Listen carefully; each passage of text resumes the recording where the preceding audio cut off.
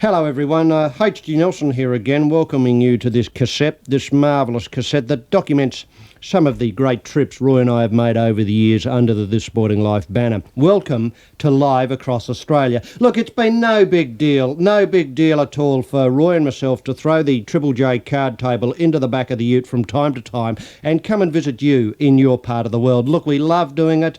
We've had an enormous amount of fun doing it. We'd love to keep on doing it, but we thought at this juncture, at this particular juncture, as we come to the middle of the 90s, we thought we'd gather together some thoughts of others who have joined us on that journey. There's been many fine Australians come on board the This Sporting Life caravan as we've pulled into a place near you.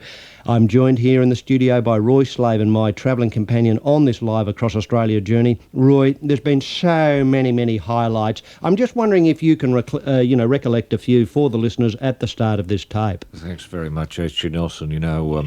Ever since I was a young kiddie, all the people who have influenced me vis-a-vis playing sport and enjoying sport and talking about sport and being involved in sport in many sports and at many levels. Whenever I've mentioned travel, and I always had, I always wanted to look beyond the horizon, and that, infected and affected the way I played my sport and the way I viewed the world. I enjoyed the ring of mountains and hills and dales and what have you around Lithgow, but I always wanted to get up on top and look over them and go a little bit further. And Grassy Granel, Murray Rose and Lionel Rose and all sports people that I came across, Keith Stackpole, etc., throughout my years, always said to me, Roy, see Australia first before you go elsewhere. And I always wanted to see Australia. And this has given us the opportunity to see Australia, to get across and talk. John Bertrand to the deep end of the room. Now, John, obviously there's many things we'd like to talk to you about, and it's been a big week of yachting news. Firstly, of course, the 100,000 up for grabs in the Sydney-Hobart Dash, and of course this fantastic discovery after 49-day ordeal of Annalise Guy being alive in the South Falkland Islands. Have you ever thought of sailing round the world in an 18-foot aluminium dinghy? Well, I've thought about it, but there's no way I'm going to do it. Roy? Yes, I was just going to ask, John. G'day, Roy. Yes, it's lovely to meet you again, John. Did you say Dennis? It's lovely to see you on dry ground, I must say. John, like you, most Australians are what I'd call yachting freaks. John, how much of Australia's gross national product would you like to see set aside in the pursuit of the America's Cup? Given that, the country, I looked at the latest balance of payments, I think it was 1.6 billion we lost last month. We usually lose about $1 billion a month, roughly. But how much of the GNP would you like to see channeled into what I describe as a serious challenge for the America's Cup? If you had your preference, how much money would you like? 40 million, that's peanuts. Obviously, what would you like? What if you had to come up with a bloody boat that would work? Do you want me to be conservative or No, shoot for the moon!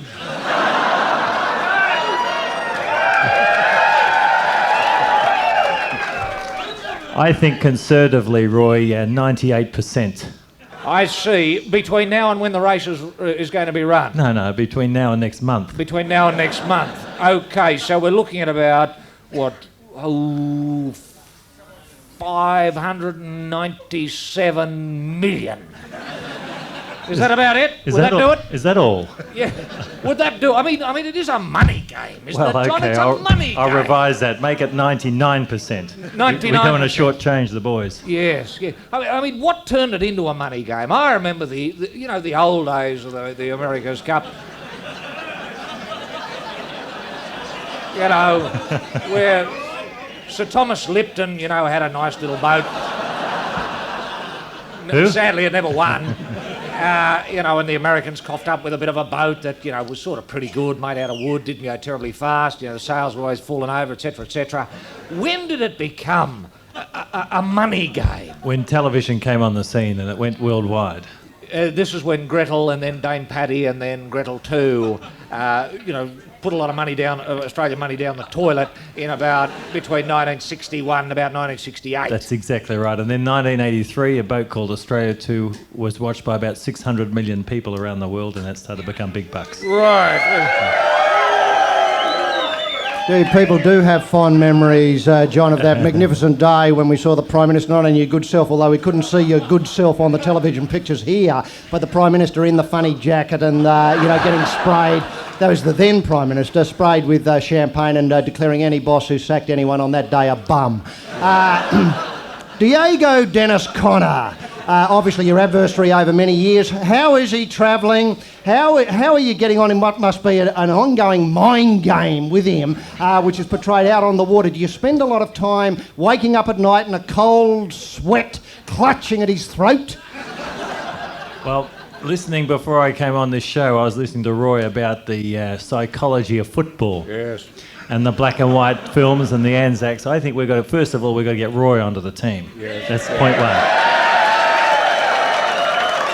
Because without Roy, it's obvious there's no way that we can battle, and I personally can battle Dennis Conner. Yes. What's his mind game like, John? I mean, you must have had occasion just to talk to him privately. You mean off the record? Yes. I mean, it's just us here. Yeah. What goes on? I mean, are there little tricks? Do you say, you better do your fly up, and he looks down and it's not... Gotcha. that sort of... Just little tricks that give you the ascendancy. That's right. Well, it's, when you meet the character like this, it's you look into each other's eyes, into Yes. who blinks first is the loser. Yes. All that stuff. Does he ever talk about curtains? He is a draper. Do you ever say, well, here's a couple of nice drops, Dennis? What do you think of the sewing on these? Do you like... No, we haven't got to that minute detail yet, Roy. No. Have you been into any of his curtain shops in San Diego and sort of bagged his gear? Made a complaint? No. Look at these bolts of gear here. This is hopeless.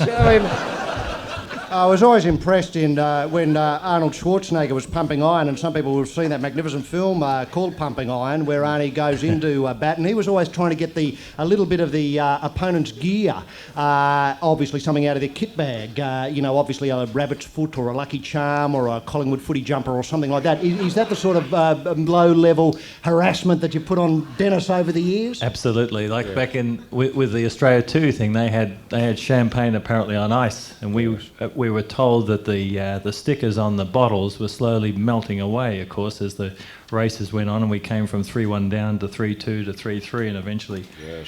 And it gave the boys no better delight than to see these guys never drink that champagne. Oh, that must have been Beautiful. tremendous. Better than winning. Beautiful. Yeah, better than winning. John, what sort of sledging goes on? When I've been on a boat... I was on Gretel not so long back, and... terrific boat. There's still got a couple of wings in it, Gret. Not that it's ever had one, but... Is that the boat that's cruising around the Whitsundays now? Yeah. Yeah, that's Yeah, beautiful part of the world. And, we got close. And you know how you get competitive? You see a boat similar to yours, coming around. You think, well, bugger it, I'm going to get to there before you. And you get very close. We used to engage in a lot of sledging, like, heave-ho, you buggers! And get nicked! And, stop laughing and that sort of stuff. Your coffee grinders are hopeless. I mean... You got it in one. That's exactly what happens. Pre-start. Yes. We have a 10-minute countdown, 10-minute pre-start, which is all the match racing yes. and the dueling before the start, and yes. of course the communication between the crews, the talk and so on is very, very important in terms of trying to put them off their game and let them lose their momentum. Yes. So do you say things like, heave to the left, and really go to the right? In that little... And then double bluff, heave to the left, and you actually go to the left. You got it, right on the button. That's why we've got to get you on this team, Roy. It's obvious.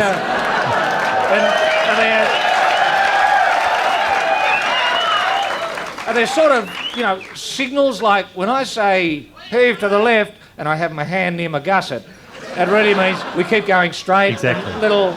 Yep. Except we normally say... So the crew's always looking at you, he's picking his nose, we go left. That's it. But we normally say to port and instead of starboard, Oh, well, instead of yeah, left sure, and the sure, right. sure. But we'll get you on track. Sure. Yeah, but that's the sort of stuff that goes on. Right on the button. Isn't that fantastic? Yep. And who were the best sledgers in your team? Well, the best sledgers ever was a guy called Tom Blackaller from San Francisco. Yeah. And he...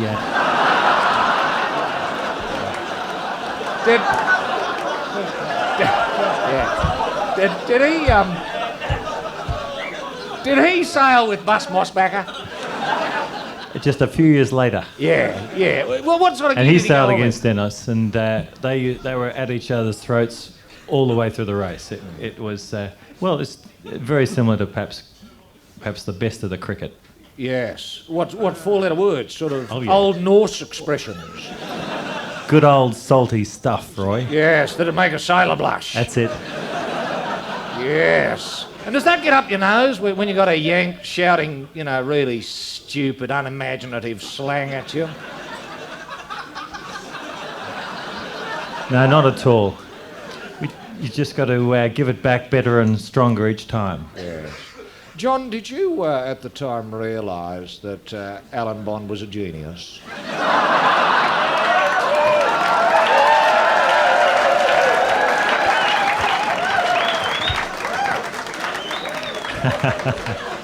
I mean, did you set him, say, a Stanford Binet test and were blown out by the results? Did you find that he learned the yachting code in, 4 seconds, just flipping through? Was he the tactician?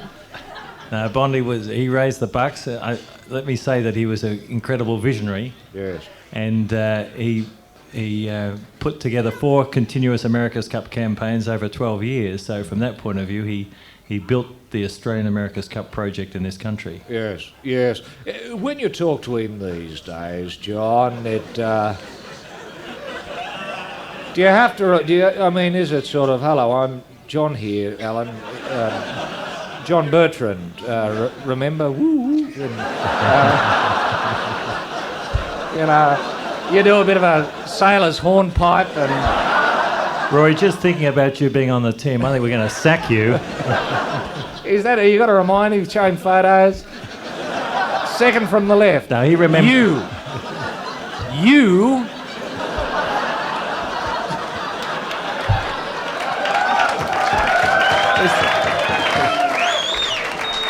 Bondi's got a sharp memory. He remembers all. He doesn't have to be pointed to any Are you a witness photograph. in this case?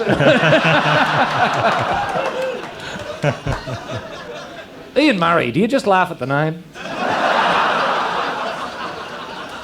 Ian's a fantastic designer and an integral part of our project. God, he He'll be designed up at some the- slow boats, doesn't he? I mean, is that... He just got it 180 degrees wrong? Scratching his head. Well, I think we'll go with this one because it's a bit slower. Rest of the crew aghast, sort of. He's a genius. I take it Roy Ian's a good mate of yours? Oh, yeah. I mean, we don't say anything here we haven't said to his face, but...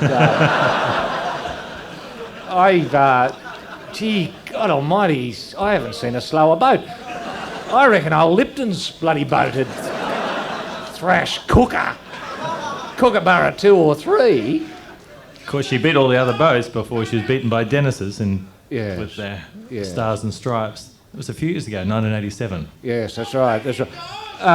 If the winged keel was such a bloody brilliant invention, John, where's it gone? Why aren't we still using it? We still do. In fact, Do we? the new boats have keels which are wing keels which extend about 3 metres in either direction of the centre line of the keel. Yes. Have they Huge. corrected the stability problem? Whenever I've been on a wing keel boat, Yeah. it's sort of like understeer in a car. Yeah. You've got to actually go to starboard 20 minutes before the thing actually responds. That's right. You found that too, Roy. Yes. You're the only... Is that the problem with the I'll with be the damned, WK? you're the second guy I've only spoken to that's found that. We Yeah. should get together more. I've been complaining about that for years. Yes. And the Bigger designers rudder. won't take Put in any a bigger notice of rudder. me. Bigger rudder. I'll be damned. Bigger rudder, smaller keel. Yeah. You're back on the team, Roy. John, I was wondering if, speaking of Roy's ideas, I did have an idea once for America's Cup. I'd like to see some elements of Errol Flynn's work. in Captain Bluebeard taken on board. I'd love to see people dress up, and I'd like to ask if you'd be prepared to wear a peg leg from now on for the cause. Maybe appear with a black eye patch and a bit of a parrot on the shoulder, and actually engage in clashing with the other boats as you go around the course. I love the television coverage, especially from about 30 miles up in the helicopter. You can really see what's going on. But I think that if you brought the personalities out more in the racing, by this method of actually dressing up and choosing sides, i.e. one be the pirate boat and the other one be the boat belonging to Queen Elizabeth II, that you would draw a lot more people to watching. Yeah, it'd be interesting thought. What about nude sailing? John, obviously... yachts people are ferociously fit. How fit do you really have to be? Is there much weights work? Obviously those coffee grinders are just buggers to work. What is the secret of the fitness? I mean, is it road work? Is it aerobic work? Is it anaerobic work? Is it weights work? Is it speed work? Is it middle distance? Is it long distance? Is it sprints? Is it cycling? Is it javelin? High jumps? I could go on, but I think you know what I mean. What is the main training done? Yeah, I know what you mean, Roy. Well, Ron Barassi's an avid follower of the America's Cup projects, and this time around, and he figures that the America's Cup teams have a similar aerobic fitness as league footballers. That's Australian rules football, Australian not rules, that yes. other code. Yes, the Swans coach doing a marvellous job. Big win last night. Yeah. God, if Ron's on board, no wonder we're losing. And so generally it's recovery and fast strength. In other words, coffee grinders and punch and acceleration and the ability to rebound and recover. Yes. And the racing typically lasts for 2.5 hours. So there's a long duration contest, and of course the whole America's Cup period goes for about a 5-month period, including the elimination series as well as the finals. Right. Yes. Well, isn't that tremendous, John? Can I just finally, when you rounded that last buoy in 1983 around Christmas time, and you were cruising back to the finish line, and you could see Dennis, obviously swamped behind you, and you knew that all you had to do was keep the bloody boat straight for that last leg. How did it feel? It felt bloody fantastic, Roy. Yes. Is that it? Just fantastic. I tell you, when we got to within about 4 boat lengths of the finishing line, we had a guy on the boat said, I think we've won the America's Cup when we're 200 metres from the line, and that's like taboo because the mast could fall down, anything like that sort of thing. Oh, that last 200 can be a bugger. And we got to within a spitting distance, and literally we could push the boat over the line, and of course that's when the full significance hit us. And when the gun went, I remember seeing not hearing the sound of the gun, but seeing the smoke come out of the finishing gun, the cannon. And I remember this incredible sense of relief engulfing myself and, of course, the team, that we'd done something that no one else in the world in the history of this sport had ever achieved, 150 years, and we'd done it. And, of course, in this country, Australia went crazy, and we knew that afterwards.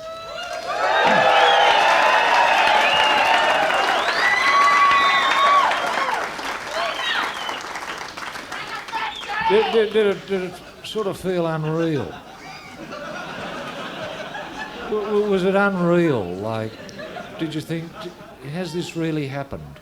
You know how when you win, you somehow feel depressed. You think, well, it's all over. There are no, when you stand on top of Everest, as I know you've done, and this is the equivalent of Everest in the sport, do you think, well, bugger me, there's nowhere higher? Do you look for somewhere higher? And that's the thing missing in your life, John, that you want this something higher again. Well, of course, we've got this opportunity with One Australia, this America's Cup project, to create history again in this country. And to do it twice, and no one, of course, has ever done it once other than ourselves. So if we can do that, that would be another Everest for us and for myself. And I'm on your wavelength, Roy. Yeah, unreal. I understand what you're saying. Yes. Yeah. And then there'll be a third time, and then a fourth time. John, why can't you be happy?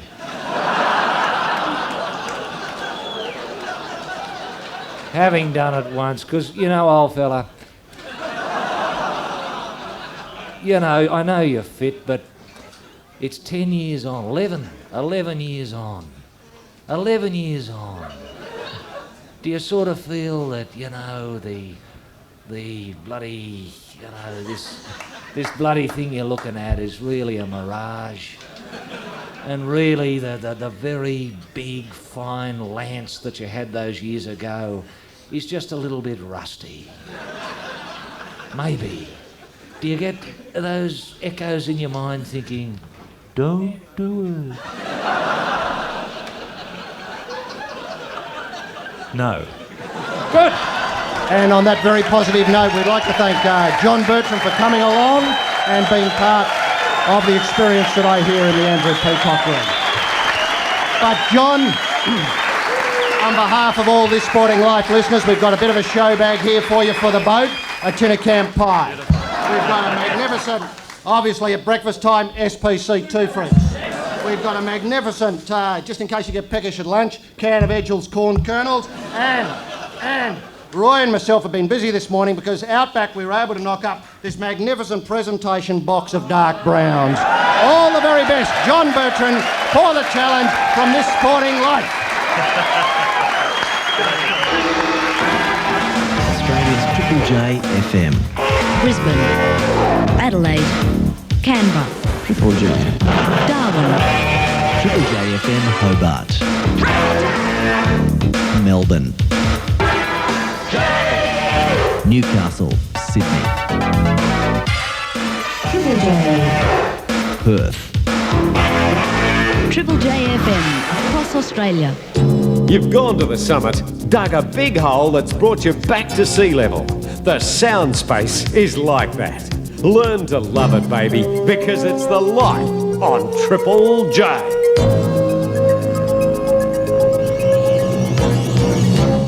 And now in this Sporting Life here at the summit, where it's a very great pleasure to introduce one of Australia's finest swimmers, Duncan Armstrong. Thank you very much.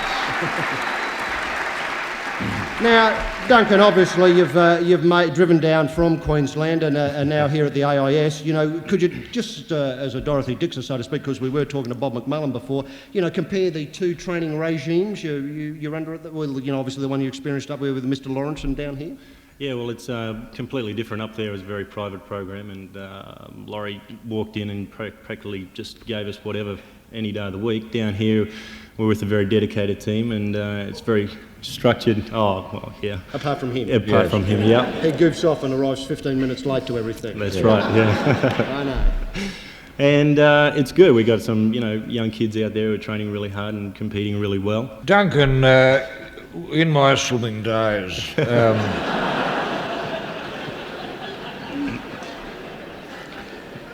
Coach Mulcahy would, you know, we'd get up pretty early, like around 5:45, and go straight to the pool, and we'd swim 4 miles. Then we'd get out and have breakfast. Then we'd go back into the pool and swim another 4 miles. Then we'd have lunch, and then we'd go back to the pool and swim 4 miles. Then we'd have a doze in the afternoon, and then we'd do sprint work from 3 o'clock in the afternoon through till 7 at night. Which is 4 miles. Well, it would have to somewhere between 4 and 6. Then we'd watch swimming films. And we'd drink a glass of water and then go to bed.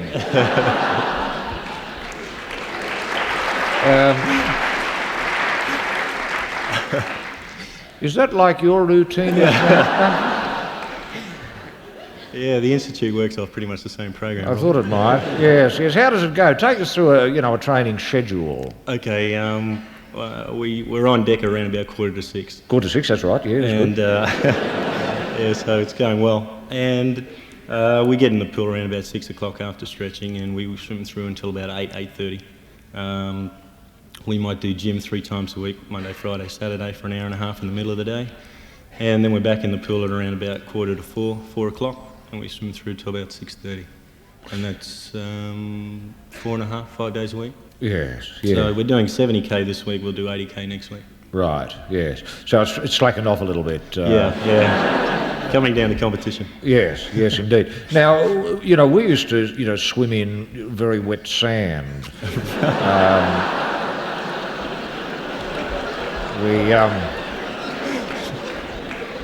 Because it was tremendous, we'd swim in sand for about 3 or 4 weeks and nothing else up until the day of the event. And it was fantastic getting into water again. I mean, it felt so light. You could go so quickly. I mean, have you tried the wet sand caper at all? No. I'll probably have to suggest it and see how far I get. I was going to say, do you train in a quick pool at all? Roy always found that the quick wet sand made time seem a lot quicker. Yes. And he'd obviously tested by dragging himself through it on the back of a ute and see how quick it was. How quick is the AIS pool? Oh, it's a good pool. It's built to the specifications of the Olympic standard. So we have national competitions there and selection trials for the Olympics. There's not a lot of seating, but they cram a few people in there and it's good. And what are you aiming at the moment? What's the next, the big sort of coming up over the horizon? The Pan Pacs, is it? No, I had nationals 3 weeks ago and swam pretty awfully. So thanks for asking the question. Yes. Well, that's in the past, Duncan. Yeah. Let's look forward. So I'm not going to Japan. That's in August. My next meet will be selection trials for the short course World Championships, which are in Mallorca, over there with Christopher. Oh. And Sponsored by Quintex, no doubt. probably, yeah. Duncan, what went wrong when you were with the last meet?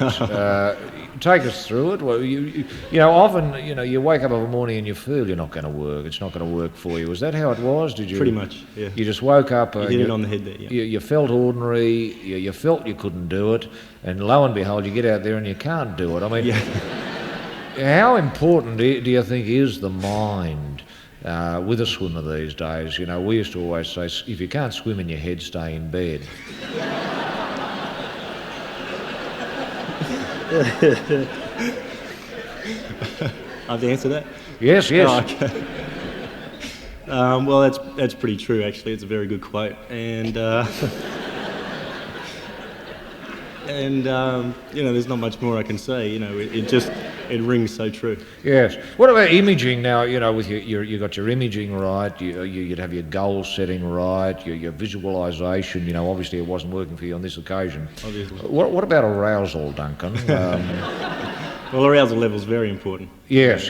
How do you find your arousal level sort of comes and goes? That it's hard. That's the most difficult one to keep aloft. Pretty much. Yeah. Stimulation is a big factor. And, if it's not there, you're not going to compete terribly well, whether you're up or down at the time.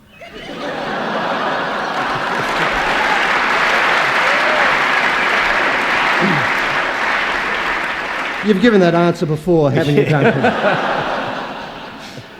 Duncan, now you'd be one of the senior swimmers there. Pretty much.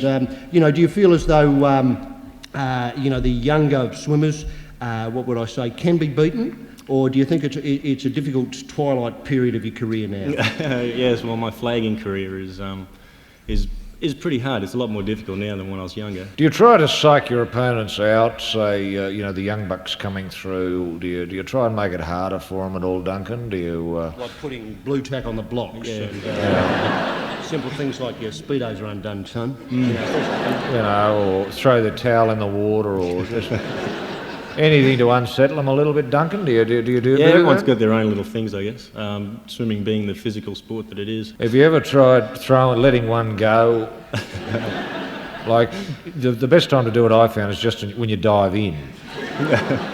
Because everyone's together, and especially with a shallow dive, if you go real shallow, and if you go towards the cord, right on the lip of the cord, I used to find that if you put a wing out, just with your fist clenched, you could get them on the back of the head as they came up. Sure, now you might lose half a second or so with the rope jammed under your Do you try anything like that? Oh, well, with your fitness from the sand pit, yes, you could probably do that a lot more than we could. But no, not really. Do you give advice to the young kiddies, Duncan? Advice well, like... it depends if I'm racing them or not. Right, but just kiddies per se, young kiddies coming to the institute, they'd come up to you and say, how do I swim faster? And what do you say? Just get your time down, or pretty much. You would advise a lot of young kiddies going into your event not to persevere, wouldn't you? Pretty much, yeah. Discouragement's the best course. But no, you got to take care of the youth. When did you start, Duncan? When did you first, people came up to you and said, listen, you should take swimming a little bit seriously? When was this? When you were, 18 months, 2 years old? Well, I played all the sports in Queensland: cricket, football, and swimming, and then I eventually got better at swimming than the other two, so that sort of took over. But I didn't really start training very hard until relatively late. I was 15 when I went to LJ Lawrence. Yes. And from there on, it was a progressive step all the way to 88. And when you do the 4 miles 5 times a day, as Right. outlined by Roy earlier, what do you think about? What goes through your mind? Why am I doing this? Will I be a goose if I give it up? What will my parents think if I ring up and say I'm coming home? Things like that. Are those what keeps you going, or do you think? Pretty much. It's pretty interesting. I think it'd be a real trip to get inside a swimmer's head for a workout. For instance, we did 300 laps or a 50-metre pool today. And things to think about is basically where you're going, why you're doing it. And the environment is very important here at the RES with the young kids and the different swimmers in the pool. It's very important to create an environment that you enjoy, so you can enjoy turning up to the pool to do some hard work. Otherwise, it gets fairly boring and you quit pretty quickly. John Talbot used to say to me that it was best when you were swimming long distances to try and switch off, to not be there, and to imagine yourself in the stand watching.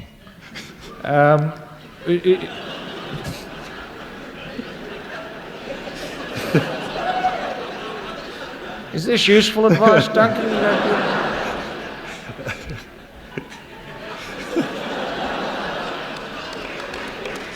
Sure. I'm sure it is, but don't tell it. I don't know how your stroke would go or how quick you'd go standing in the stands, but... Well, you can shout at yourself, I suppose. At least there'd be one person cheering for you. How do you get on with Don? I mean, I never did. I took whatever he said with a pinch of salt. Whenever he addressed, the team by and large, as soon as he left the room, I'd say, ignore him. How do you get on with Don? Oh, I get on fine. Do you listen to him? Oh, as least as possible. No. And how do you get on with the new Super Russian coach out here with the swimming? Has he arrived yet? And how's he getting on with the language barrier? Is he? He's good. Yeah, he's good. We've taught him all the important swear words. Like kangaroo? Yeah, pretty much. Mark guy. Yes. How far can you go underwater without taking a breath, Duncan? As a training trick, just at the end of the day for amusement, we used to see who could go the furthest, and there was a bloke, who could go from one end to the other. Most of us could only do 3 widths under the water. How far have you ever tried going the whole length underwater? Yeah, I can do about lap and a quarter. 75 metres. 75 metres underwater. Lap and a half. Yeah, that's pretty good. You ever thought, sort of with sprinting, not having a breath? Because that slows you down, having to put the head out a little bit, doesn't it? I mean, do you do that sort of thing? Yeah, the 50-metre guys only take 2 or 3 breaths of 50 when they race. Yeah. So how many breaths would you take over a mile? As many 10? as I can. And what other tricks do you have there to amuse everybody? There must be tremendous stories come out of this. They're all in Laurie's book. Yes, they're all in Laurie's book. The day, you bit your thumb off just to amuse people and so on and things like that. And apart from those in Laurie's book, the AIS must have introduced you to a whole new bag of tricks, so to speak. There's some good stories in every squad you go to. It's more be there rather than tell them again. Yeah, that's true. I understand. I remember when we took Don Talbot's car and put it in the pool. With Don in it. Very, very funny. It was when he was asleep. Very, very... I mean, have you done that sort of stuff with Laurie? I mean, Laurie loves a practical joke. Have you tried tying his shoelaces together and, telling him his house on fire? That sort of stuff? No, there's some that go on, especially in national teams. When you make national teams, all the coaches try to outdo each other with their fun and laughter with all their squads. It's good. It's really good atmosphere, and it's good for young kids and that. Duncan, how important is the kick these days? Are you a 2-beat per stroke, a 3-beater, a 4-beater, a 5-beater? I mean, in years 6 gone beat. by, the 10 to 15 beat was thought to be the way to go. Now, I think Australia pioneered, easing back on the kick and yet letting the arms and the shoulders do all the work. Now, are the feet making a comeback or what? Yeah, pretty much. Strokes haven't really changed that much in the last 50 years. But all in all, most people either do a 4-beat, a 2-beat, or a 6-beat. Right, and you ambidextrous in the way you breathe? You are lefter Yeah. then a righter, then a lefter then a righter? Or Yeah. all left or all right? Oh, I go 3 on the right, 3 on the left. Gee, there are things to think about, aren't there? Listen, Duncan, we've got to go to the rated race in a minute, but thanks very much for coming along and being part of This Sporting Life. And because you've come along, we've got a ticket in the rated race for you. It's the Harry White mount, the handbrake Harry White mount. Hit the point. And there's a couple of dollars each way for you on Thank the you very much. ACTTAB. Duncan Armstrong, thanks very much for coming along Thanks, to the mail Duncan. today. Thank you.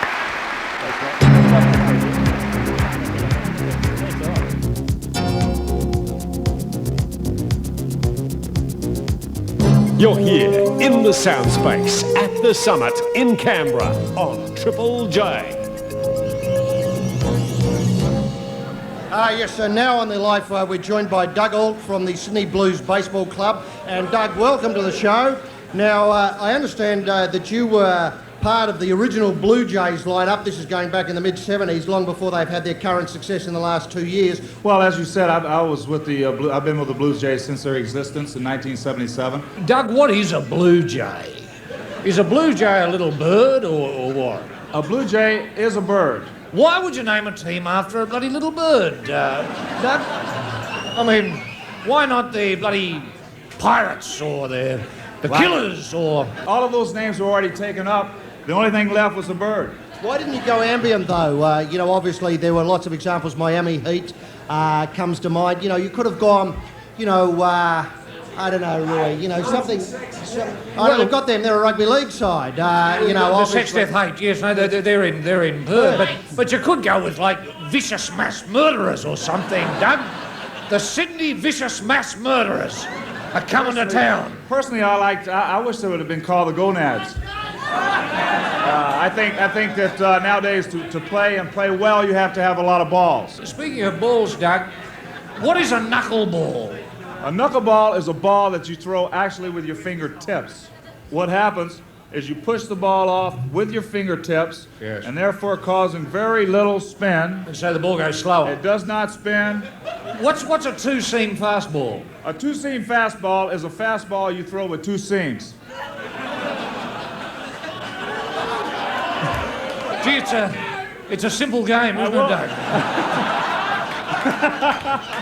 Very easy. Doug, did you ever bunt the ball?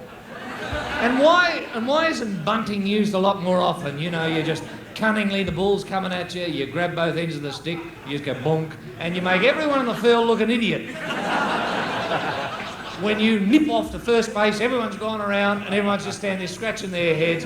Why didn't we pick it? Why isn't there more bunting? Well, they're not all bunting. I never bunted because I couldn't run. Usually the guys that can run to utilize their speed catch the infielders, which are the ones that play on the infield. Sure.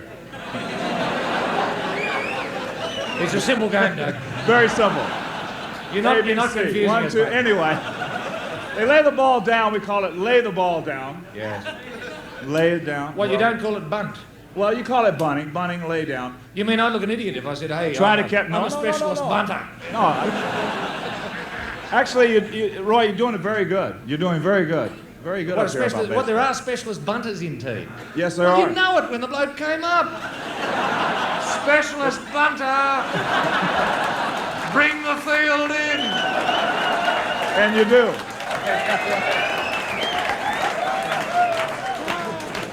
That's a very good point, and they do bring the field in. But these guys But he'd be a specialize tweak, in he'd tweak bunting. to that, say, spread him out, he's a specialist bunter. Lure him into bunting stupidly. Well, see, that's where it becomes a challenge to them. Well, it's like a game of chess, isn't But it? you have different bunts. It is, actually. It's more like Chinese checkers, I would think.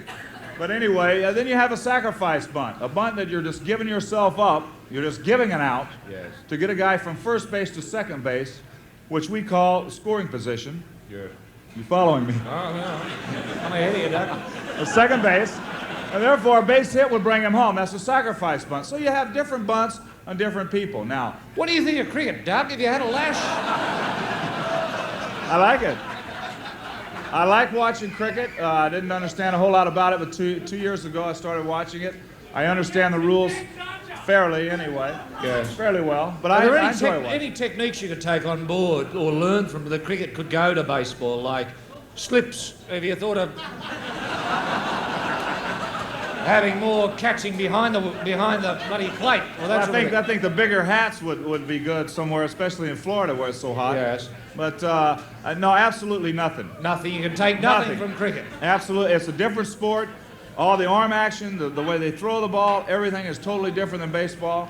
What we find here is a lot of the young players here that we sign, their arm action has to be changed just to be able to play baseball, right? Okay. Are you allowed to bounce the ball as a pitcher? Can you dig it in? You can. That is one thing. That's a good point. You can throw a ball in the dirt and still get a strike if the hitter swings at it.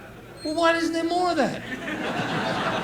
It's so much harder. Doug, it's so much harder to pick the ball when it's coming off the grass. It's going to move around a little bit. Well, that's you true. You get leg cutters, off breaks.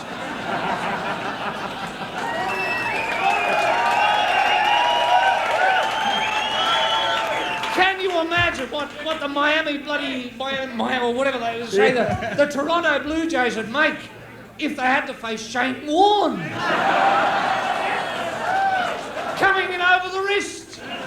I never really quite thought of it that way, Roy. It's a good point. Well, why doesn't it happen? Why is it so fixed in its thinking? I mean, you said it, Doug, you can learn nothing from cricket. Well, I'd say there's a world of learning. Why are you so closed-minded? Doug, open up! Well, unfortunately, Doug usually reads Greg Chappell's column. That's why there's nothing to learn. I feel like I'm in a no-win situation up here. I don't know why I feel that way. Now, you got a beer over here? I'm sure we can fix you up with a beer, Doug. Now, Doug, when you were playing, what positions did you play? What was your specialty?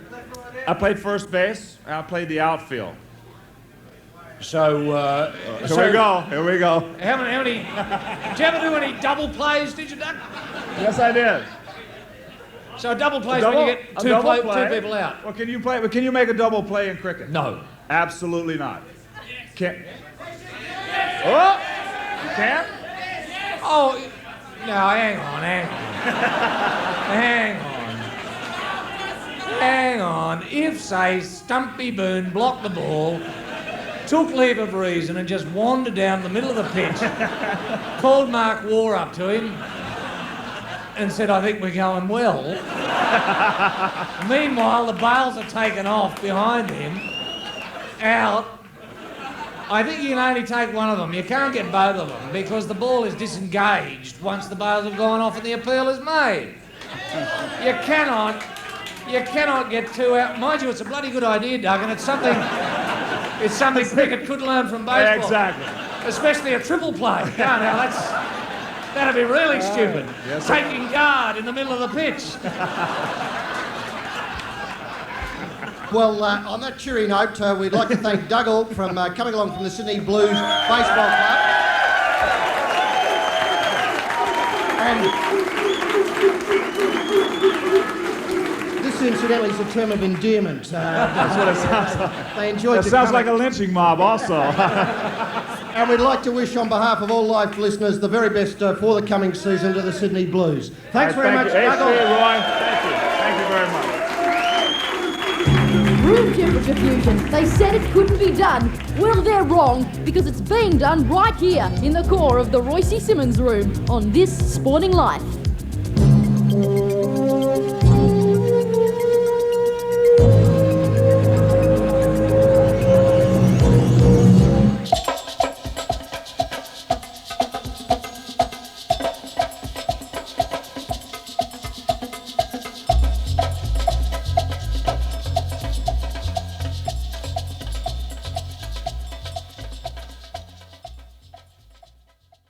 Yes, well, welcome back to Live Across Australia with Roy and HG. Thanks for turning the tape over, and it's good to see you all back, sitting comfortably, centred and breathed, and prepared to take on board side two. Wasn't side one a cracker?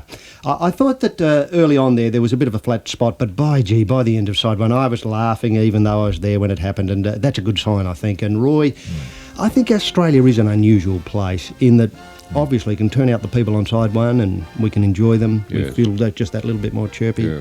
And, Yeah. and then by the time you finish side two, you feel as though, bugger me, I was out there with them. Yeah, that's right. You know, that's what makes, I think, Australia remarkable, actually. I don't think there's any country in the world, any other country in the world, where you could fill half the side of a cassette and still have enough people to talk to on the other side. That's what makes Australia great. The only other place I can think of quickly that you could do that in is Bangladesh. True.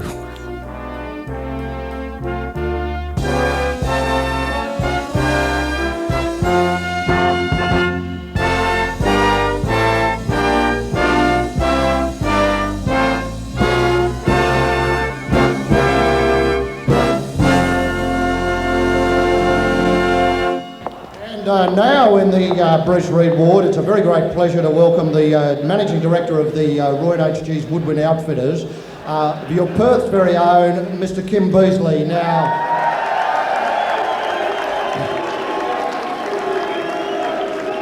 Now, Kim, obviously Roy and myself have come over here to unravel two mystifying questions, and firstly, I hope you can help us with this one. Why do all AFL umpires have a pathological hatred of the West Coast Eagles and Peter Sumich in particular? They don't live here. No. That's the main explanation. They don't. If they lived here, they know they're nice people. They'd know that we deserve to win those competitions.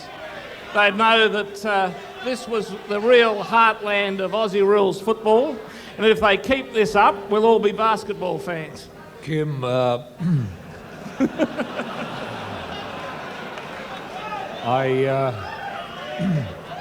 read some very interesting comments in this morning's Australian newspaper, which suggested that you have a pathological hatred of mature age students.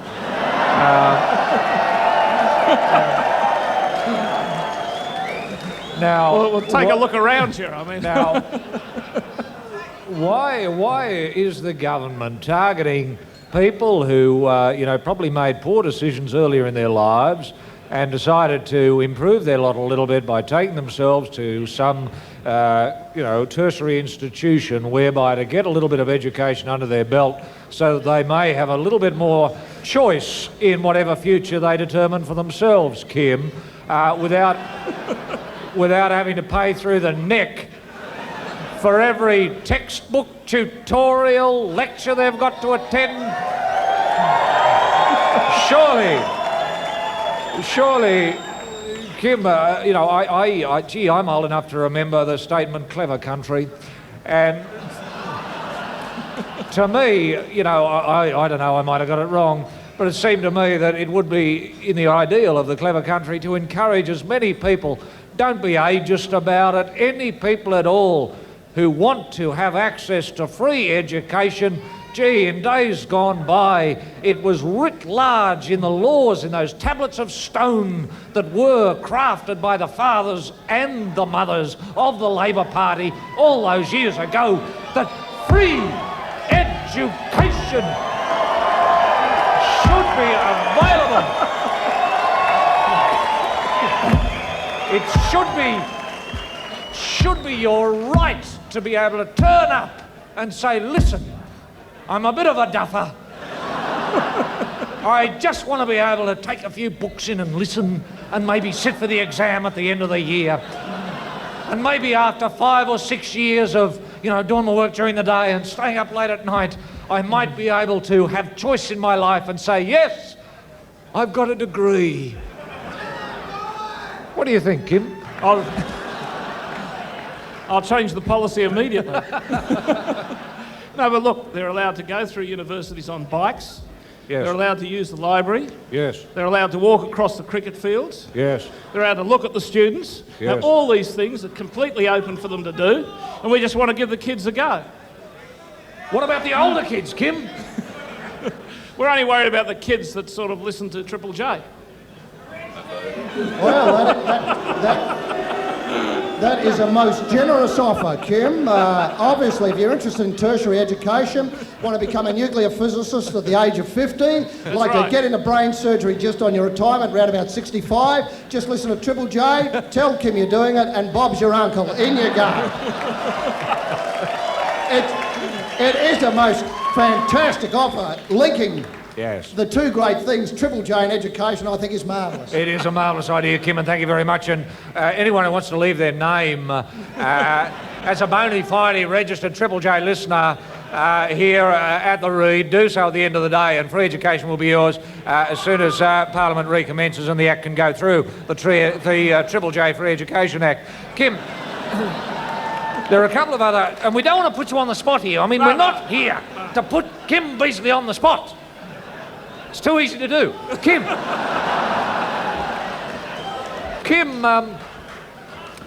how do you get on with Paul Keating? What's he like? Is he a knockabout sort of bloke? I mean, does he love going to the races and love his footy? You know, surely he gives the clocks a rest on occasion.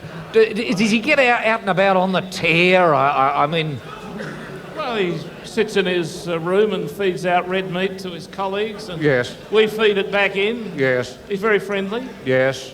kindly man. Kindly. Yeah. Loves animals. Loves animals. Loves animals, yes. Loves parliamentarians. How do you get on with Rocket Reith, Kim? How do you find Reithy? He's a funny sort of bloke, isn't he? Well, we're teaching him to chew gum and walk at the same time. We're doing pretty well. What about... Gareth Evans. Yes. Kim? He's never here.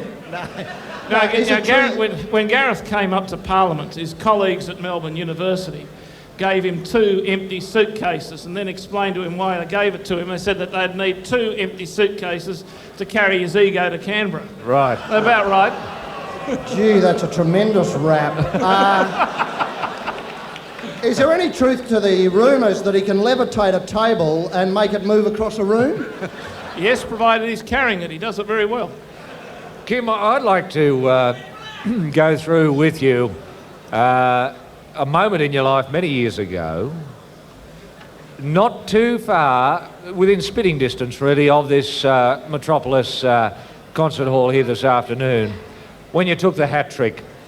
Kim, could you take us through each ball, what you did, what was going through your mind? If you can remember the players you got out, where were they? Were they, say, first drop set, or were they openers? What was the story? Can you take us through, ball by ball, how the hat-trick came about? It was on North Fremantle Oval. Yes.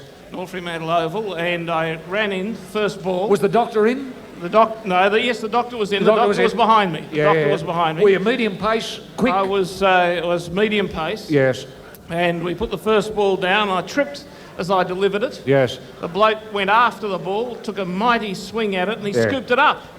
And we took a catch somewhere out on the boundary. Yes. The second ball was a wide. He chased it, caught in gully. Caught in gully? Caught in gully. Yes. And the third ball was on the stumps, a bit slower than the others, extremely slow. Your slow ball? He laughed and hit it straight back to me. That was the hat trick. And where would you catch it, around the chest? That. And Graham McKenzie presented me with a ball after the game and said that he hadn't yet got one of those and that he was looking forward to the opportunity to have somebody else present a ball to him. Kim, have you still got that ball? Yes, it's sort of dug up on one side. Yeah, of course. Dug up.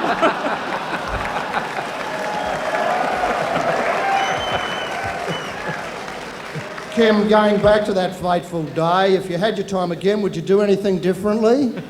I'd bowl straight.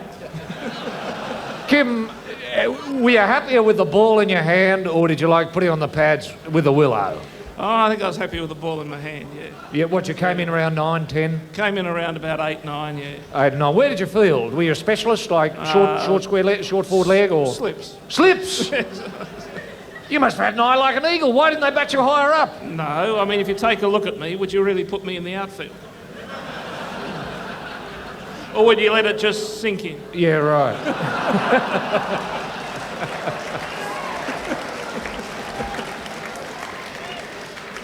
Kim, you would have been pretty handy in the back pocket as well, I suppose.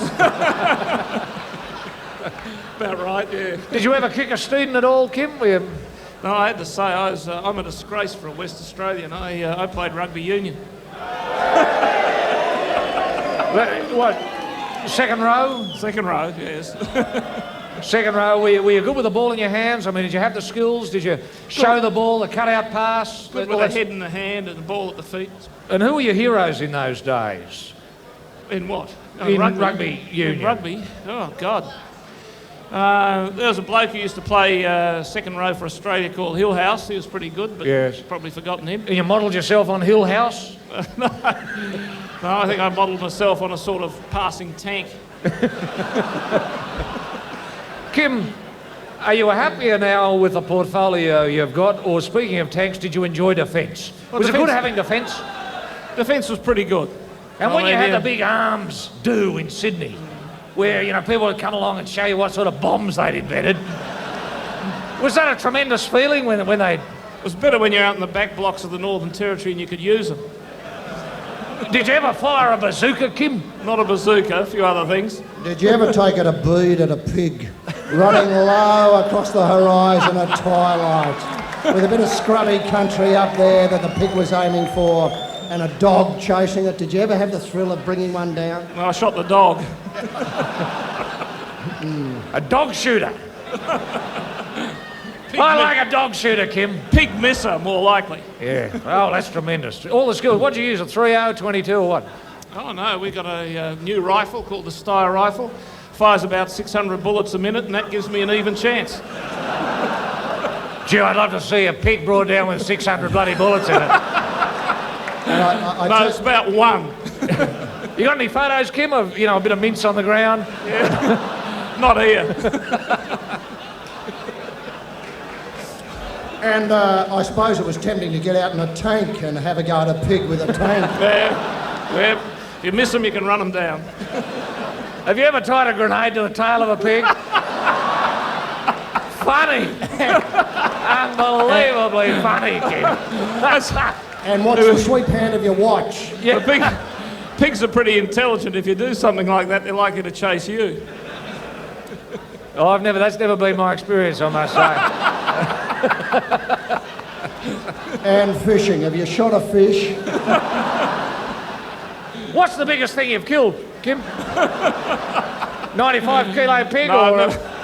I never hit a damn thing. Even the dog survived. Have you ever just fired off into the dark, just, you know, Just, next morning had a look about and see See what... people entertain, see what happens? No, nothing like that.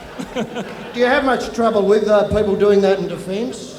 Just shooting for the sake of boredom, or just to see what happens when you fire it at a galvanised iron roof, or at a quince tree, or... is that a problem? We can't afford the ammunition. I mean, we keep it in a big stockpile and give them blanks. Yeah. So, what's your soldier these days carry on them, Kim?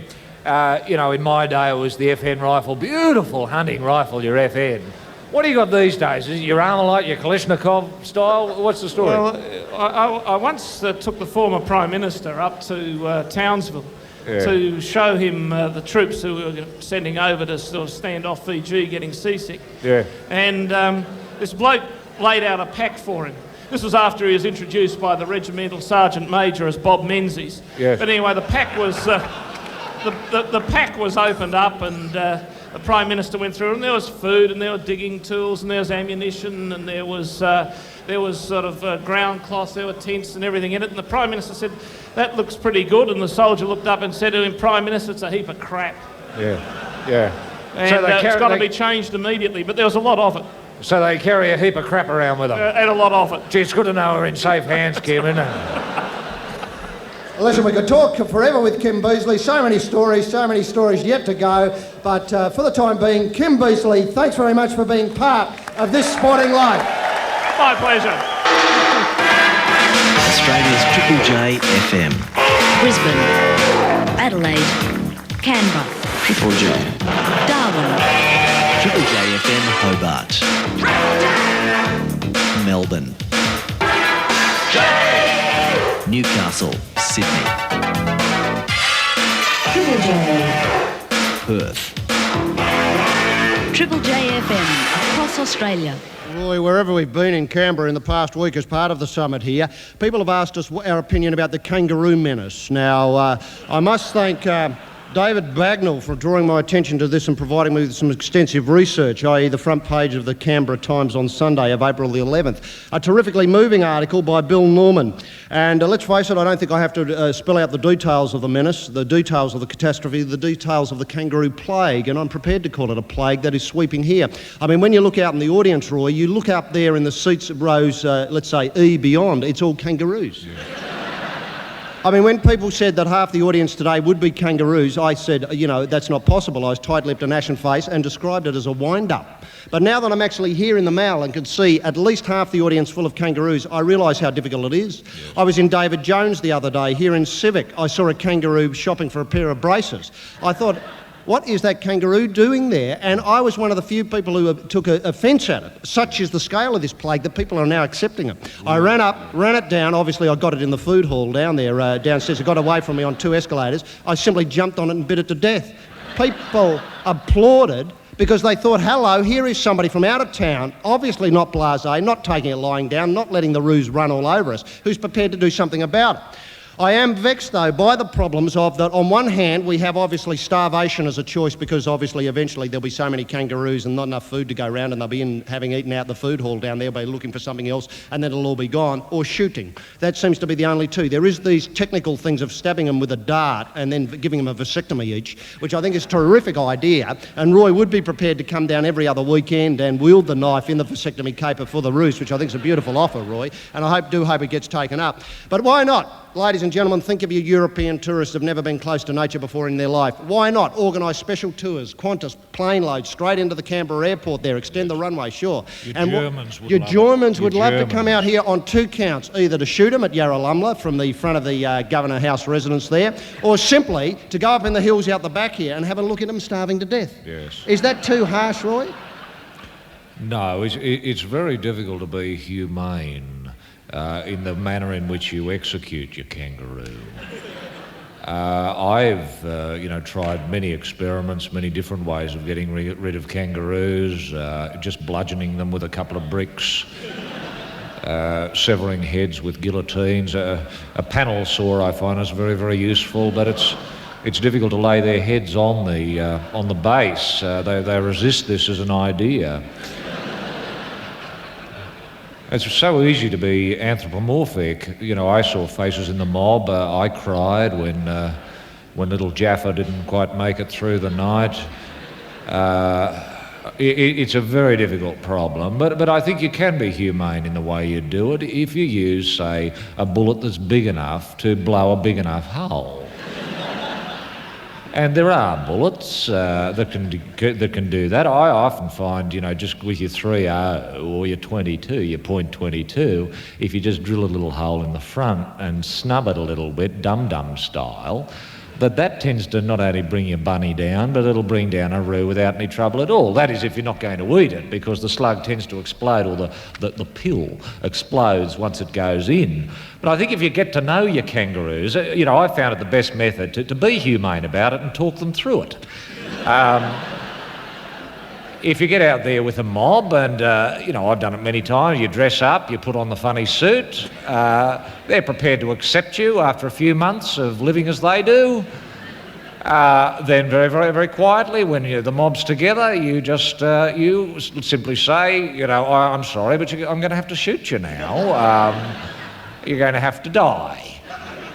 They come around to your thinking reasonably easily, and they're stupid buggers, because once you've banged one off, say in a mob, the rest are interested. You know what I mean? They just come sniffing around, and you can have all. I love like tying a couple of the back of the to the back of the car, a couple of dead uns, and just cruising slowly through the bush, and it's like a lure. Out they come, the stupid buggers, out for a sniff. Next thing you know, bang, bang, bang, it's Fun City. And you've done an enormous amount of good. Now, in certain areas of Australia, eating kangaroo is absolutely acceptable. It's legal. You're allowed to have beautiful fillets of joey. And they taste tremendous, especially if you can get a joey inside its mum and cook the pair together. You get some interesting, you can get a surprise. Don't tell me your German tourists wouldn't be surprised if they just ordered a big un. Go in with your first chop, and out there's a little one in there. Rare in more ways than one. I think there is a way of doing it. I think Australia's got to bite the bullet. I think we've got to arm the population, and whenever you see one of the buggers, bang it off. I think we have a duty. A duty, and as you say, tourists would love it, your Germans would love it, don't tell me your Japanese wouldn't love it, your Nordic people would love it. As soon as they file through the airport, they're given a rifle, given a licence to get out there and bang, and surely maybe you'll have a quota, 200 each. On the first day? On the first day, 200 each. They would love it. People would be queuing to get in here and get involved with a good old Australian bang. A bang in Canberra. I think it'd be tremendous. Well, it's only government opposition. Yeah, true. It's only true. like Rosemary Follett. You talk to her, she goes blank. Yeah. She doesn't see it from your side, though, Roy. She's never been out there on the bang. She's never been out there. What I must say about this article, though, is the tremendous idea that humane shooting is the only sensible solution. Yeah. Now, this is a new idea to me, humane shooting? Yes. Yeah. What do they laugh all the way as the bullet approaches them? They get the giggles and it just comes slowly and eventually goes straight in. Well, and I must say, in Canberra you see a lot of forces people, you know, your Army and your Air Force types. You don't see many nautical types, except at Lake Burley Griffin, where they do have a bit of a PT boat squadron. And I'd love to think, ladies and gentlemen, that we could, you know, declare war and give the RAF boys, and I use that word advisedly, and the men and women of the Army tactical exercises in an unknown quarry. I mean, it's all very well mounting these organised, offensives up in the north of Australia. Well, dress the kangaroos in an army uniform. Well, I don't think you'd have to go that far. You know, obviously it'd be Operation Joey, and you'd have a chalkboard, and you'd say, "This is the quarry today, ladies and gentlemen, and arm yourselves." And we'll have strikes in at 12. You'll be going in and mopping up at 12:05. Yes. And we're looking for things with big ears at the top and big feet at the bottom. Do you think you can manage that? And things that Who thump the behave ground. stupidly. Yeah, that thump the ground with a tape. Yes. And if we see any of those afterwards, we're going to declare it as a failure. Yes, that's right. That they've won. Yes. I mean, do you think an operation like that? Do you think the top brass here could take that on board to help the farmers out, to help Bill Hayden out, the Governor-General, who obviously is leading the charge to try and reduce the kangaroo population by a humane shooting method? Yes. Look, I think the Army would love it. The Army love it. You know, the Army, they're dead sick of just shooting tin cans and things that aren't particularly animate. I mean, sure, you can have a bloke put a tin can on his head and run around a little bit and you try and bang it off. But it's not as much fun. By humane, I don't like, just banging a leg off and watching it hop on one leg and a tail, and then taking an ear, and then maybe a snout, and, taking it to hospital and having it fixed up, then letting it go and having another lash at it. That, to me, isn't particularly humane. No. I think you've got to have clean hits. I think you go straight for the heart or you blow its head off. There's nothing funnier than a kangaroo with its head blown off. Because it just goes the hop stupidly, seemingly irrationally, for a number of metres, and then you can get into your fun gear and just have shots, different parts of it then. But I think you can only really have fun or expect the Army to have fun with a dead kangaroo. I think it's got to be serious and humane, before you get it to the dead state, or until getting it to the dead state. Once it's dead, you can go to town. Now, Roy, I see that the code, especially with a knife. It's great going to the knife shop.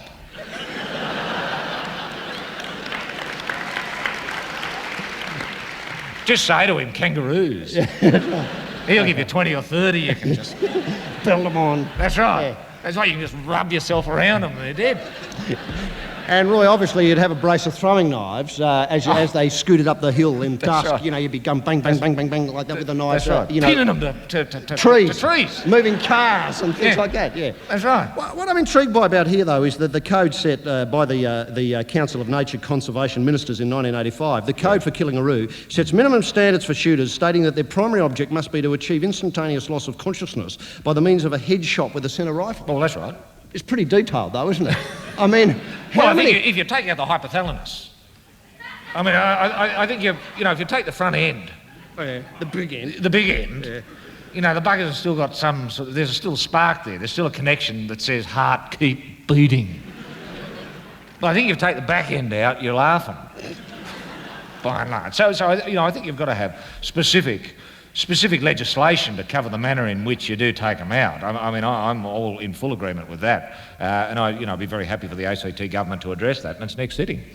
You know, with your macropod, Roy, I was just going to say also, how bad have you noticed around here? Obviously, half the audience today in the food hall at David Jones. Yeah. But I was talking to a farmer just out the back here, and he said that he'd wake up in the morning, clap his hands, and the hillside would move, which I thought was a pretty interesting idea. Yeah. That they build pyramids. There's so little space for them now to stand on the ground that they stack themselves up quite high and appear like hills, bare hills. Yeah. And then when he claps his hands, obviously the pyramid collapses and on they move. But how bad have you noticed it? Did you notice them driving cars? Well, I've known them I've known them 10 deep. You know, TAB. Well, you know, you look at that hillside and you think, bugger me. It's bigger than The terrain has changed. bigger than what I thought. You know, you look at your topographic map and it just doesn't equate. It just doesn't equate, and then you only got to do something to scare them, you know, like a hand grenade or airstrike or something like that. F-111, they hate that. And boom, the hill disappears. I mean, I think it is a real problem. I think we've just given them too much encouragement over the years. You know, your kangaroo, it's interesting in the way it self-regulates its own breeding. Yes. Whenever it's threatened, it breeds up in a big way, and whenever things are peaceful and nice, it doesn't really worry about getting on the job. So it seems to me that the more anxious, the more threatening we get with our kangaroo population, the more the buggers are going to breed. I think we've got to form some sort of rapprochement, some sort of agreement with them. Now, I don't know how you'd go about it. Who would negotiate for us? You know, would it be something that Gareth Evans could do? He's done wonders in Cambodia, I understand, and the Khmer Rouge have got their heads off to him, quite literally. I know that. Well, the Khmer Rouge are, very, very keen on raiding, taking the heads off others to Gareth. I think Gareth could do it. Yeah. When Gareth talks, it seems to me... Rouge listen. Rouge listen. Not many people do. No. I mean, he loses me after the first 3 sentences. I think, hello, stop, go back. Too convoluted. But your kangaroo, it sort of picks up that sort of frequency that Gareth's on. Whenever Gareth drives by, you can see them physically just lean a little bit towards him. He's that sort of bloke. I reckon we could... Friend of the Rouge. Yeah. Be lovely to remember as that, wouldn't it? Gareth Evans on his gravestone. The Rouge listened. Yes. I'm just wondering also is that, what other choices do we have? Either we make friends with them and live with them and get them into our homes and obviously have them renting places, say in Braddon, some, parts of, and, maybe out in Fishwick, 20 to a... I was served by a kangaroo getting a Devonshire tea at Cupper not long back. Sure, a few bits fell off, when a few scones fell over, but, basically the idea was right. Bring it out, put it there. I think they're trainable.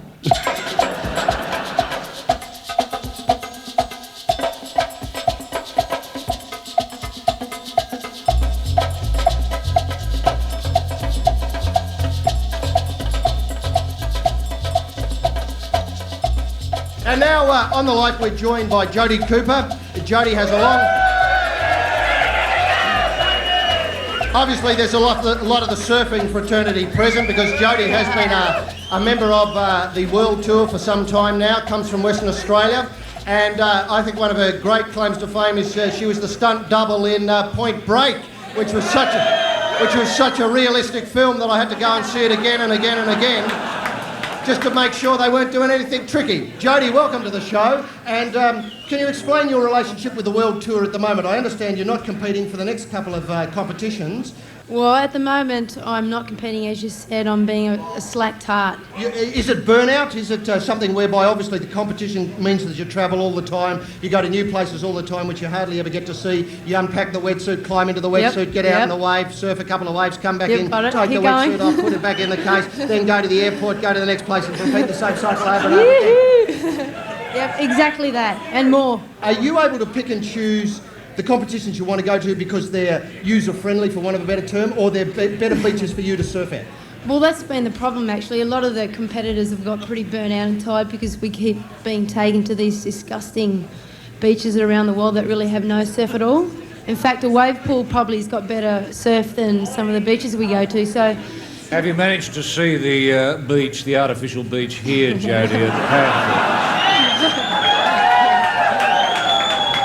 And how would you rate it as an artificial beach? Well, it's very blue. Yes, it is.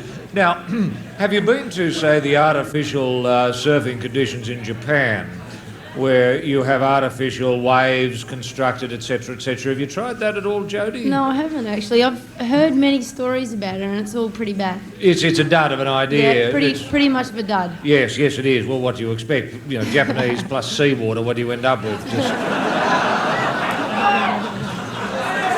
dead water, essentially. Jodie, when did you decide that the water was for you? How young were you when you took those first tentative splashes and felt bloody well at home? First day. What, first day you were Conception. born? What it is carried on, it's a family tray. You were conceived in water, mum and dad were always in water, born in water, obviously, that endless cycle. French style, and you decided to stay. What was your first board? Can you remember your first board? Simon Anderson thruster, 6'4" Simon Anderson thruster. It was given to me by a friend of mine, and I just sort of got into it. So you and the Simon Anderson thruster just really took off. Yep. And did you move on to smaller boards, or did you stay with a thruster for a few years? No, and then I developed into a twin fin. The twin fin? What are the advantages of the twin fin? Because I've always found the bloody extra one gets in the way. I mean... Well, twin fins are faster. Yes. Because you've got less resistance in the water. Well, why not a bloody 50 fin? Then you wouldn't go anywhere. I should point out at this stage, as Roy has had a campaign to introduce a 6-fin board, 3 at the back and 3 at the front. Obviously, the 3 at the front are used for different purposes to the 3 at the back, and Roy hasn't quite worked out what they're used for, but I'm sure he'll let you know when he does. Jodie, what sort of tricks do you like doing out on the board? I mean, do you cut in and out? I mean, what's your big one? You think, bloody hell, I'll do it. Well, the terminology is things like cutbacks and rios and tube riding and... What do you feel most at home with? You the most enjoyable would be tube riding. But you have to have a certain type of wave to be able to perform that. Yes, obviously a larger wave is better for your tube. Yeah, or a hollow wave. Hollow wave, yes. And but it's the most exhilarating and the most exciting part of surfing. It's fantastic when you lose sight of where you are. Isn't it? Where you're just surrounded by water and you can just see a little tunnel at the end and feel the sense of foam behind you. Does fear ever into it, Jodie, say if you are, say, surfing in Hawaii where you have, say, a monster kingy coming in and you can be disappeared there in the tube for the best part, well, I remember disappearing for about half an hour. But it's true, Hawaii is very frightening, very, very frightening, because most people here, I think, are used to seeing, well, I don't know about Penrith, but yes. I think, well, it's true. But anyway, Sydney beaches, you only get to see waves usually about maximum, 8 foot. Yes. But when you go to places like Hawaii, you're talking about 20, 25 foot waves, and that can be pretty frightening. Yeah. Well, it's interesting, I missed that one. What was it? Well, someone was suggesting Warragamba Dam. I must admit, The spillway at Warragamba does provide an interesting challenge to your surfer, as does the Cox's River and the Fish River. I don't know if you've ever been to the head of those and gone as far as you can go. It's a tremendous thing to do, but, you know, you might knock surfing in Penrith, and in fact surfing on the mountains.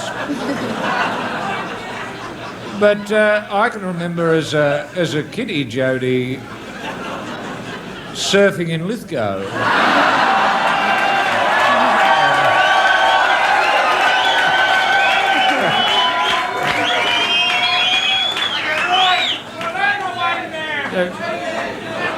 Grassy Granell used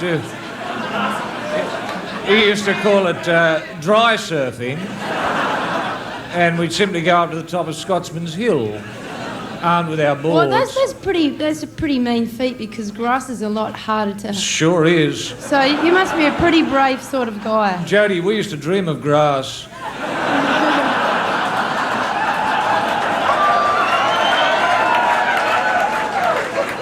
We just used to scoot down on the sandstone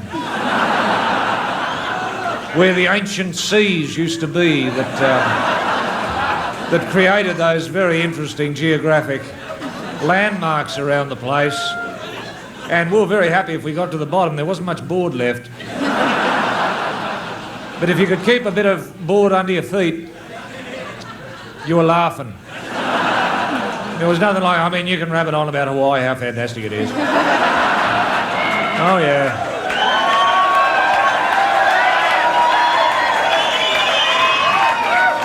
But if you've gone down the sheer face of the Lapston monocline, Jodie, just with a pair of Speedos on and the board to protect you, that's bush surfing. It's a very small leap to make. I mean, when you bloody well find a bit of water, it's so easy. Maybe I ought to try that for training. No, you should. Yeah, give it a go. You reckon? Give it a lash. All right. Now, Jodie, in the competition, is it like rugby league where what's done in the water is left in the water? And,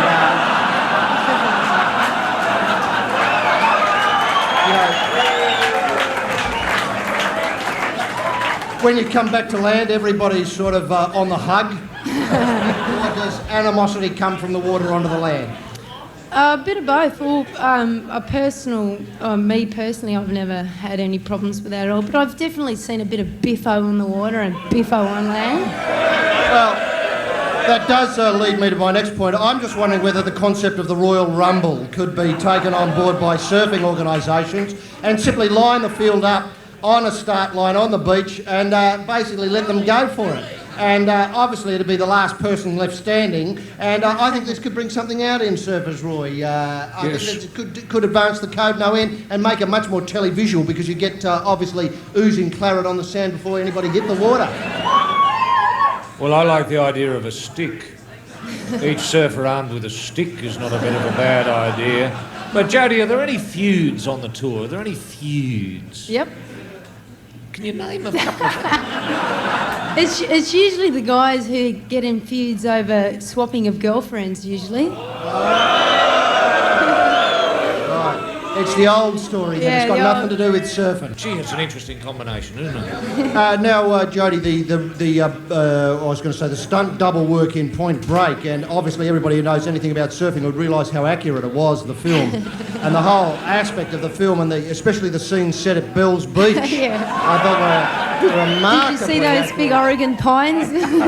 I did notice the Oregon pines, and I thought, hello, Bells has changed a lot since I was last there, which was probably last Easter. But, how did that come about, and what did you make of that whole experience? I think you're on record as once as saying you'd like to follow up with a film based on Chopper Chicks from Hell. Yeah, that's it. Well, I certainly can see the merit of Point Break and Chopper Chicks from Hell. Both have the same amount of believability. But how did you get on with it all? Oh, it was a fantastic experience. I mean, not many people really get to experience something like that and see actually how a movie gets made. And you won't believe a lot of the bullshit that goes behind putting a movie together. And it was good though, and it was good to be paid just to stand around and surf and teach rich actors to surf and laugh at them. And laugh at them. How many takes were required for some of those scenes, Joe? A lot actually, because they're really perfectionists actually, because you go out there and you do the scene 5 times perfect, and then you got to go out and do it another 5 times so they can go back to the editing room. Yes. And do So it whatever becomes- they do in editing rooms. Yeah, so it becomes lifeless and boring after a Yes, while. Very, very very quickly. repetitive. Did you find most of your time was spent in the caravan, just bored? How did you know? Have you done a bit of doubling yourself? Well, no, but I've spoken extensively with Aussie Joe Buckner.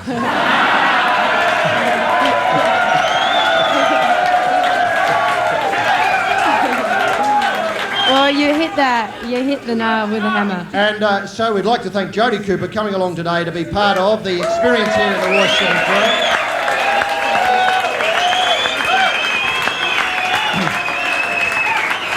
Jodie, as I tried to explain a little while after Doug left us, nobody goes away empty-handed, and there's a couple of bucks each way on notwithstanding coming up in the Maradona Mania Welter. And also, I'd like to present to you this magnificent snapper that Roy caught. Roy bagged this one in the artificial lake not long ago. Thanks very much, Jodie Cooper. Thank you.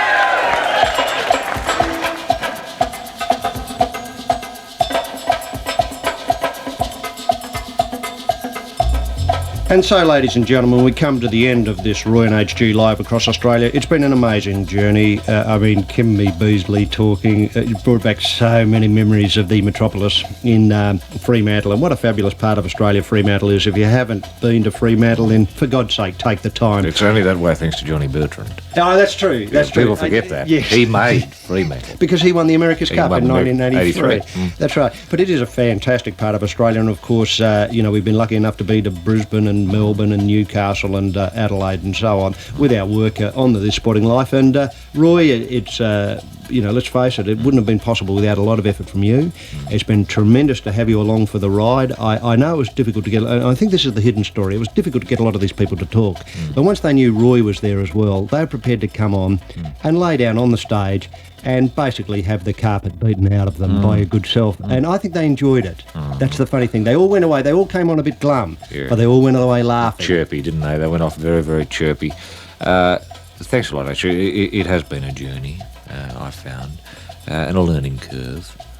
Parabolic, where x is equal y squared. And who knows where it's going to end up. But I feel enriched and richer for having met great Australians, Dougal notwithstanding, great Australians who have been prepared to talk about Australia and talk about it as it is. And, they left chirpy, you and I left chirpy, and I think the listeners have left a little bit chirpier as a result. And the great thing about all these Australians, when it's all said and done, apart from Dougal and Johnny Bertrand possibly, is they've gone about their work without creating a stink. Do you know what I mean? Not big noting, not getting up there and pulling off the pants and waving it from the top of the building, just scrabbling around at street level where the ordinary person lives and trying to improve people with their understanding of the sport or the code that they've become committed to. That's right, a willingness to share. Sharing, giving, caring people.